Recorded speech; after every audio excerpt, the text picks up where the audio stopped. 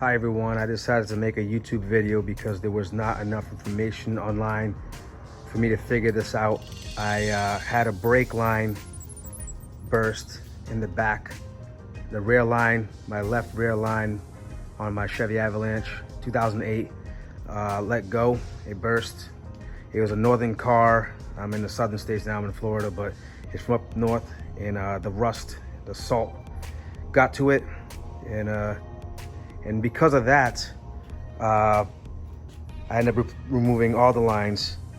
Long story short is that there's no real easy way to replace one line because of this.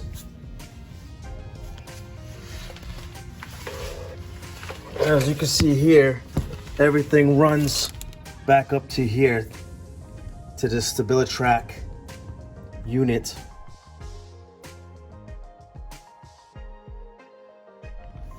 On these 2008 Chevy Avalanche, most of the GM vehicles have these. The generation before this, these fittings where the brake lines from all four calipers would actually come in on the side, but on this generation everything comes up over the top, so it makes it very difficult when these fittings have been installed from factory. They tend to seize up inside, and with the fuel lines being so close over here, as you can see, bear with me, it's nearly impossible to add heat, and it is difficult to put a wrench on these, and if you do, you have very limited access to really do much. And to my left, you can see here, you have the fuel tank, so you cannot really use heat on this, and the issue was it was starting to strip out. This, as you can see here, I already have new lines installed so far, but I will show you what it looked like. These are the fittings I have bought now, all the new fittings. On my particular truck, it is M12 1.0. These are the size that go towards the calipers, but the size, the other end that goes into that unit I just showed you is actually M12 1.5. It's more of a coarse thread, as you can see here, and these on the other end, more of a fine thread.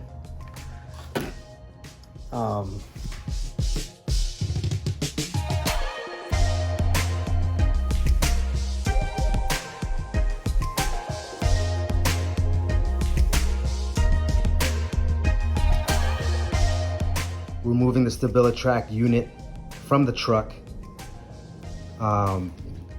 it is all stripped out because trying to get a wrench on there, even though I'm using the proper wrenches, as you can see here, I am using the double end flare nut wrench. These are made specifically for brake line fittings, and on my truck particular, it is metric, and 13 millimeter to be exact. But yeah, I tried everything, all kinds of different rust penetrant sprays, sprayed on these fittings and let it sit overnight, and still no luck. The next day started to strip out, and that's why I had no choice but to cut all the lines to the StabiliTrak unit so I could remove the entire unit and put on a vise. Then with a little bit of heat and vice grips, as you could tell, you can see it all chewed up, but with a little bit of heat I was able to break these loose. But as you can see, these are definitely from factory, just in there so long, and just corrosion and time, and it just really started seizing up in there. But yes, as you can see here, these are the new fittings I got to make the repair and replace all my lines. Since I cut all my lines, I am moving on to replacing all my lines now. Here on this side, this is, as you can see, the size here is M12 1.0 bubble thread size. This is the end of the brake line that goes from the StabiliTrak towards the Stability track unit towards the calipers. It's more of a fine thread, as you can see here. This was here just for example. This is one of the ones I cut. Had issues getting that out as well. And over here on this side is the part of the brake line that goes into Stability track. It actually is two different sizes. This is more of a coarse thread size. It is a M12 by 1.5 bubble thread size. I don't know if you could see in the video, I put them next to each other. There is this difference in one looks coarse and one looks more of a fine thread. It is important you know that though. If not, you will strip it out.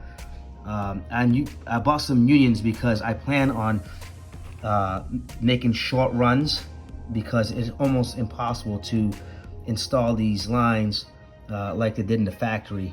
So what I'm doing is I'm making shorter lines from the Stability track, adding unions along the way, about halfway to each line. So from the Stability track to the caliper, I'll run about halfway, and then I add a union and then run new line from there towards the caliper. Just a lot easier to be done that way. And what I'm using is actually, this stuff is amazing. I recommend it. It is very flexible. It is an alloy of copper, nickel, and iron, as you can see here. And I bought 2 rolls of 25 feet. So far, it looks like I should have enough. You can see I already started on my first roll, 25-foot roll. It is amazing stuff. I recommend it, highly, highly recommend it. As you can see here, it is made for brake lines, and it does not rust. It will not rust. That is another benefit, besides besides being so flexible. I bought the 1/4-inch line, 25 feet, 1/4-inch line, and I used a digital caliper I bought at Harbor Freight. It is all you need to really measure and find out exactly what size brake line you have. I'll show you how I figured it out, what size brake line I have. I mean, it's pretty simple, pretty straightforward. As you can see here, 1/4-inch line. With that being said, that's why I bought the 1/4-inch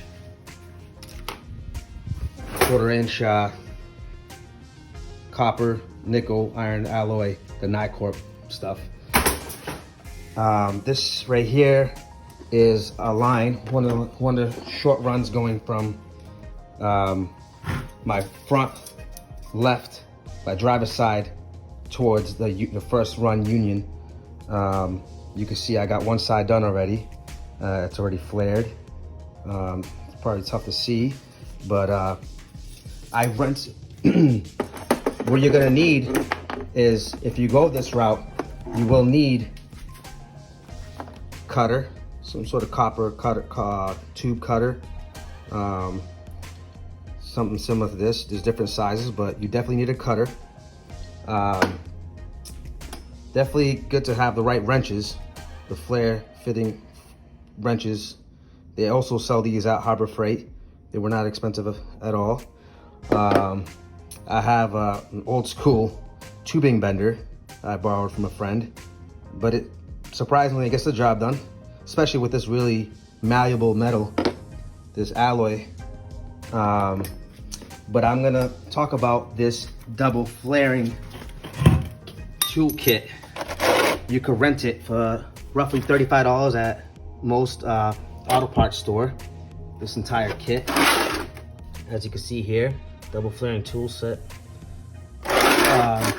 It is recommended to do a double flare. There is such a thing as a single flare, but it is recommended to use a double flare on this. This is the kit. This is part of the kit right here. I will perform a flaring setup. I have this already in the clamp. I'm going to show you how it's done to the best I can with holding my phone at the same time. It is not hard, and all these nipples on the side goes for different size tubing. As you can see here, this is for 5/16. You got 3/16, and there's various sizes. And of course, I am using the 1/4 inch because that's the 1/4 inch tubing I have. So the way it works is, it's very important that you have to line up. I'm gonna hold my phone for a second here. The key thing is lining up the first bevel of this nipple. I don't know the exact name for this piece, but I call it a nipple, for lack of better words. You know what I mean? As you can see it, this nipple part is actually what goes inside a tube to flare it. But you flip around this way and you see this on this clamp. It has different sizes as well. It's important that you pick the right size tubing. I have 1/4 inch, of course. It's the size I'm on, 1/4 inch tubing. So the way you set it up is you clamp it down and you try to get exactly the size of the first step, that bevel. Once you get it the same size, the same depth, you can go ahead and stick the nipple inside. Once you stick the nipple inside, you go ahead and continue to grabbing this piece, this clamp, and continue to get it in position. You unscrew it, get it in position. And there's another important thing.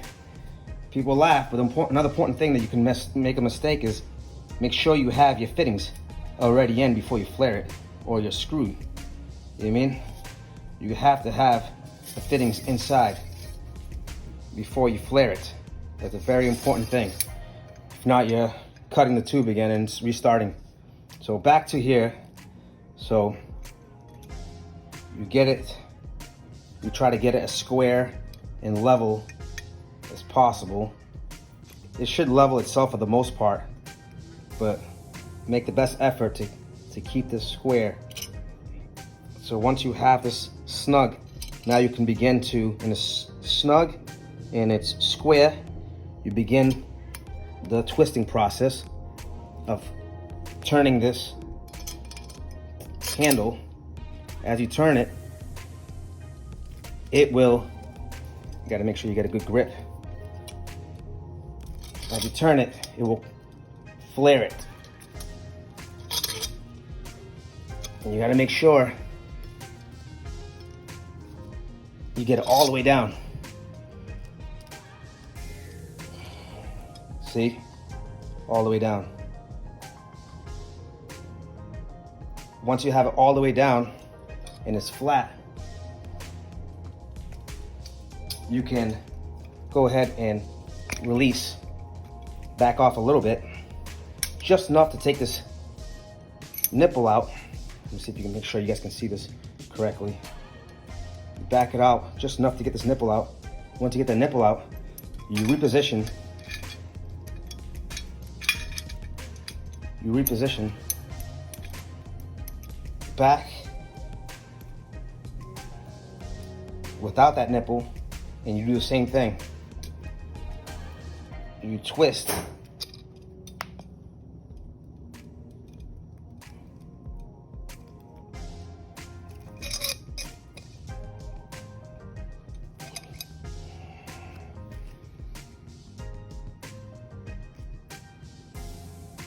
Sorry for the little shake, it was a little tough holding it with my legs. But now I can back out. It should be double flared. Removing that nipple and doing this part is what, the second step is what makes it a double flare. If you only do it with the nipple, it's a single flare. After you remove the nipple and clamp down with this piece, it will become a double flare. Now at this point, you can go ahead and remove the tubing. Sometimes it's a little snug. You grab any type of tool.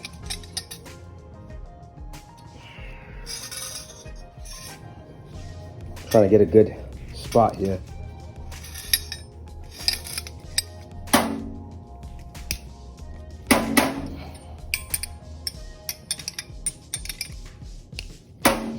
Bear with me.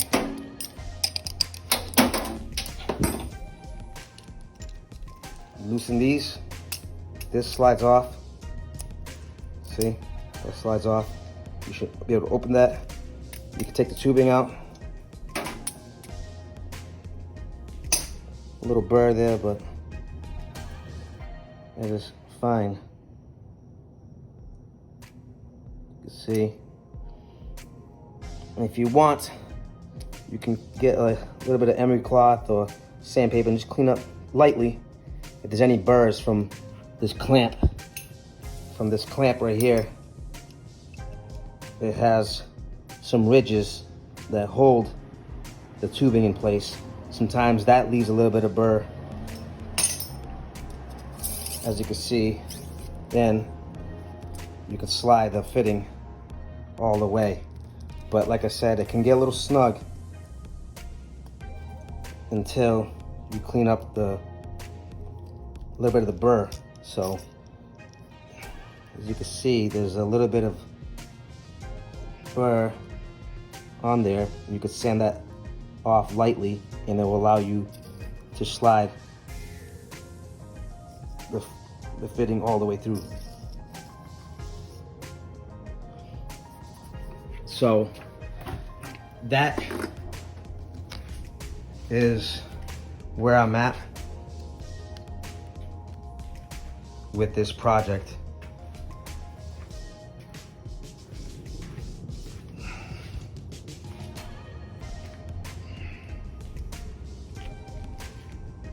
Okay, I'd like to add that I have established that these fittings, these fittings are metric. Okay, they are metric, and one is finer thread than the other. The finer thread fitting goes towards the calipers, and this coarser thread fitting goes right into the StabiliTrak block. And they are metric, and as you can see here, it tells you the sizes, and it does say 6mm tube size right on the packages. And you're probably wondering why I have 1/4 inch tubing here. It's simply because of this. Once I took my brake lines out, I did a simple measurement with my caliper, and it said 1/4 inch. And 1/4 inch tubing, and coming to realize afterwards is that the 1/4 inch is probably because of the coating. There's a poly coating or jacket, to say the least, on these lines that gives you a false reading of 0.25 when in reality it should be 0.236, which would make it 6mm.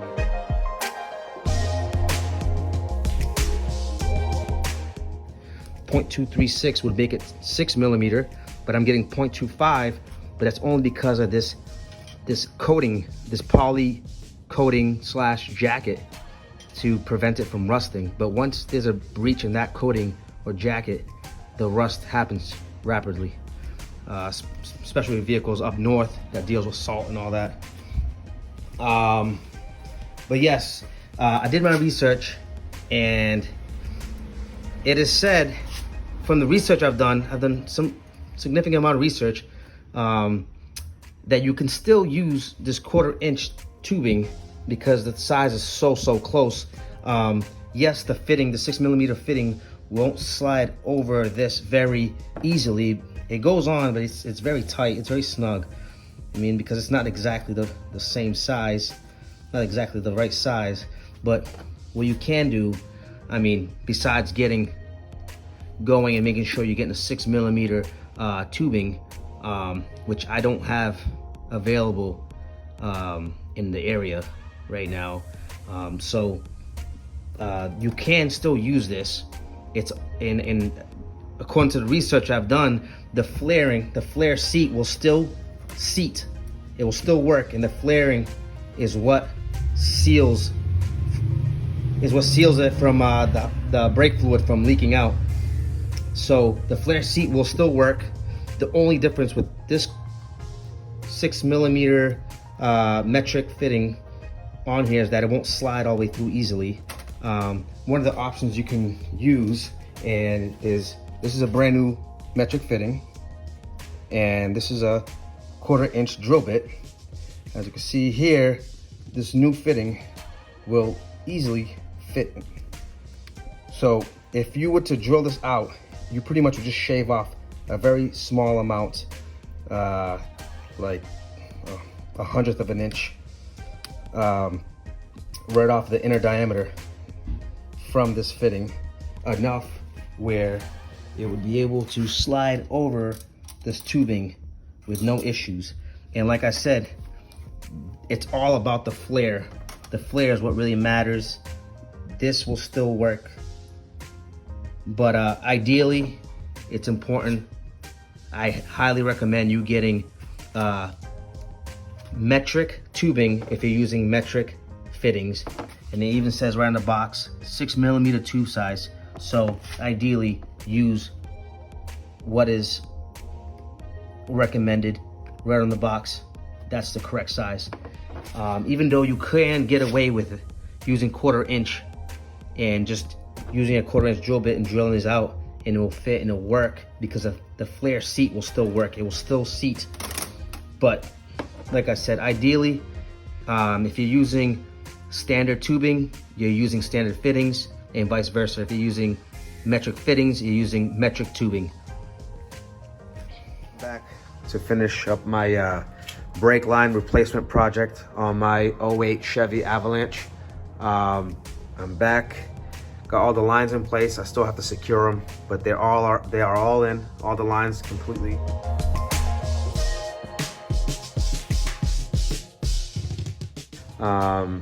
And I put some brake fluid in, pumped the brakes just to do a quick check for any leaks anywhere.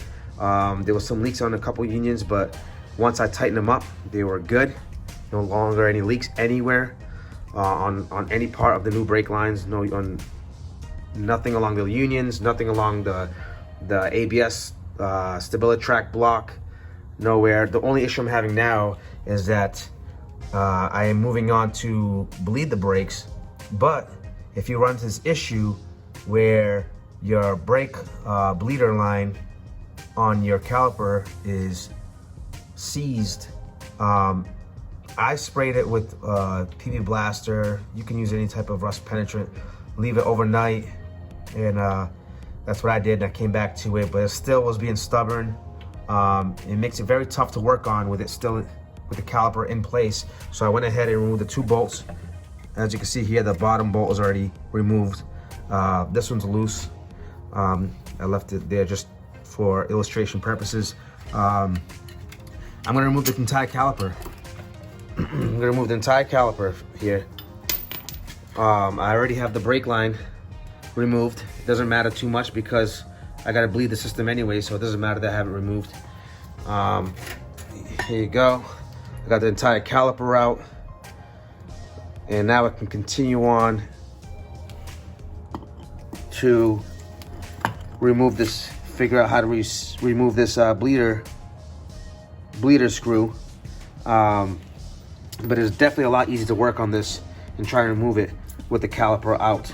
And like I said, I have to bleed the system anyways, bleed the air out of the system. So at this point, I have no problem removing this caliper because I still have to bleed it.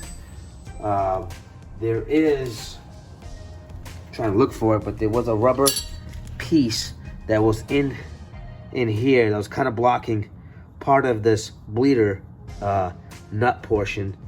I'm trying to find it. Oh, here it is.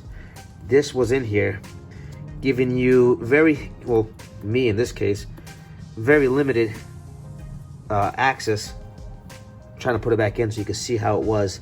It was like this, gives you a lot less meat to grab onto, a lot less of the surface area to get your box and your wrench on there. Once you remove it though, it gives you a lot more to grab onto, and gives you a better chance at getting this free. So now I'm gonna go ahead and work on removing this.